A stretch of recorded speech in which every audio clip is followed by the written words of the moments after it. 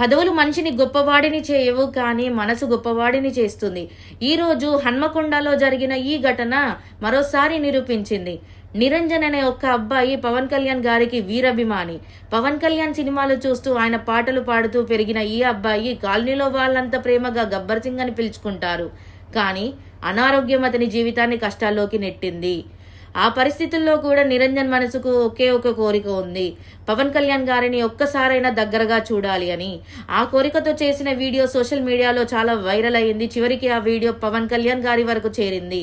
ఇక్కడ పవన్ కళ్యాణ్ గారి గొప్పతనం కనిపించింది. ఎందుకంటే ఆయనకు ఇది ఒక సాధారణమైన వీడియో కాదు, ఒక అభిమాని మనసు, ఒక కుటుంబం బాధ, ఒక అబ్బాయి కళ.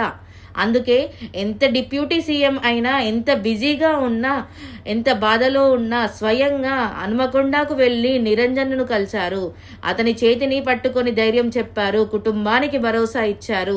ఆ క్షణాల్లో నిరంజన్ కళలో కనిపించిన ఆనందం పవన్ కళ్యాణ్ గారిపై ఉన్న ప్రేమకు నిదర్శనం.